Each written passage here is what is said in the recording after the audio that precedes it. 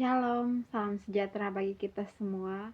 Perkenalkan, nama saya Marcelina Mora Beribe, NIM 859348968, Program Studi Pendidikan Guru Sekolah Dasar. Sekarang saya akan mengerjakan tugas ketiga, mata kuliah Filsafat Ilmu. Yang pertama, saya akan menjelaskan tentang makna pilar dalam konteks pendidikan sebagai dasar atau tiang penguat sistem pendidikan. Dalam konteks pendidikan, pilar dimaknai sebagai dasar utama atau tiang penguat sistem pendidikan. Karena pilar adalah unsur yang paling mendasar yang menopang, mengarahkan, dan menjaga agar kestabilan seluruh sistem pendidikan tetap berjalan sesuai tujuan. Tanpa pilar yang kuat, sistem pendidikan akan kehilangan arah hingga tujuan pendidikan tidak tercapai secara optimal. Dalam pendidikan ada 4 pilar yang menopang pembangunan pendidikan. Yang pertama, learning to know atau belajar untuk mengetahui. Artinya, selain memiliki pengetahuan yang luas, kita juga perlu mempelajari sesuatu yang lebih spesifik agar kita dapat mengetahui banyak hal. Yang kedua, learning to do, yaitu belajar untuk berbuat atau berkarya. Pilar ini memberikan penjelasan bahwa kita seharusnya bertindak atau berkarya dalam segala situasi dan kondisi. Hal ini mengacu pada prinsip keaktifan dan kreativitas dalam hidup bermasyarakat maupun di lingkungan yang lebih luas. Yang ketiga, learning to live together, yaitu belajar untuk hidup bersama. Pilar ini mengajarkan kita prinsip untuk hidup bersama, hidup berdampingan dengan orang lain, dan komunitas lain tanpa adanya perselisihan. Yang keempat, learning to be, yaitu belajar untuk menjadi diri sendiri. Pilar ini menopang kita dalam mengembangkan kepribadian kita agar dapat mengambil tanggung jawab pribadi untuk kepentingan bersama. Makna dari pilar ini agar seseorang dapat mengenal dirinya sendiri, dapat mengenali kemampuan dirinya, agar dapat bertindak dengan tanggung jawab pribadi yang lebih besar. Sekarang saya akan menjelaskan prinsip dasar pendidikan menurut Ki Hajar Dewantara. Prinsip dasar pendidikan menurut Ki Hajar Dewantara dikenal melalui 3 semboyan. Yang pertama, Ingarso Sung Tolodo. Artinya, pendidik di depan harus menjadi teladan bagi peserta didik. Yang kedua, Ingmadya Mangunkarso. Artinya, pendidik di tengah berperan untuk membangun dan memberikan motivasi belajar. Dan semboyan yang ketiga adalah Tuturi Handayani, yaitu pendidik di belakang memberikan dorongan dan dukungan.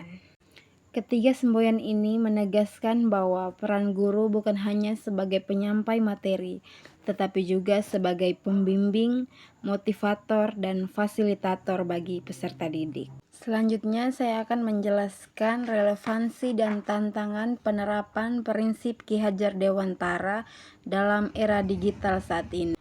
Di era digital saat ini, prinsip pendidikan menurut Ki Hajar Dewantara masih sangat relevan. Namun dalam penerapannya memerlukan penyesuaian. Prinsip keteladanan, motivasi, dan pemberian dorongan tetap dibutuhkan dalam pembelajaran modern saat ini. Contohnya dalam penggunaan teknologi, guru tetap berperan sebagai teladan dalam penggunaan teknologi yang positif, membangun semangat belajar melalui media digital, serta membimbing peserta didik agar mandiri dalam belajar. Contoh berikutnya dalam pembelajaran online. Guru dapat memberikan motivasi belajar melalui diskusi virtual, menjadi teladan dalam etika digital, serta memberikan umpan balik yang membangun agar siswa tetap aktif dan bertanggung jawab dalam menyelesaikan tugasnya. Yang berikut tantangannya. Pembelajaran sekarang sering melalui media online atau dikenal dengan daring. Pembelajaran daring ini mengakibatkan interaksi langsung antara guru dan murid berkurang, sehingga peran keteladanan sulit diamati secara nyata. Yang kedua, peserta didik rentan dalam penyalahgunaan teknologi digital. Yang ketiga, perubahan karakter peserta didik akibat pengaruh media sosial. Yang keempat, guru dituntut untuk beradaptasi dengan teknologi dan metode pembelajaran inovatif. Jadi menurut saya, prinsip pendidikan menurut Ki Hajar Dewantara tetap relevan dalam era digital saat ini, namun dalam penerapannya perlu disesuaikan dengan kemajuan teknologi saat ini. Yang keempat, sekarang saya akan menjelaskan tentang refleksi bagaimana pilar tersebut dapat menjawab persoalan pendidikan nasional saat ini. Pilar pendidikan berlandaskan pemikiran Ki Hajar Dewantara memiliki peran penting dalam menjawab berbagai permasalahan pendidikan nasional saat ini, seperti menurunnya karakter peserta didik, kurangnya motivasi belajar, serta dampak negatif dalam penggunaan teknologi. Melalui prinsip keteladanan atau Ingarso Sung Tolodo, guru dapat menjadi teladan dalam sikap dan penggunaan teknologi yang bijak. Yang kedua, dengan prinsip di tengah memberi semangat atau Ing Madya Mangun Kurso, guru mampu meningkatkan motivasi belajar peserta didik, baik dalam pembelajaran langsung ataupun melalui daring.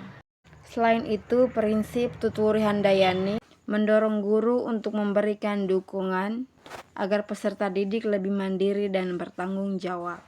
Dengan demikian, penerapan pilar tersebut tidak hanya memperkuat aspek akademik, tetapi juga membentuk karakter dan kemandirian peserta didik. Dan jika diterapkan secara konsisten dan disesuaikan dengan perkembangan zaman, pilar ini dapat menjadi solusi untuk menciptakan pendidikan yang berkualitas, berkarakter, dan relevan dengan kebutuhan di era digital saat ini. Demikian penjelasan saya di tugas ketiga ini, dan atas perhatian Bapak atau Ibu tutor saya ucapkan terima kasih. Shalom, Tuhan memberkati.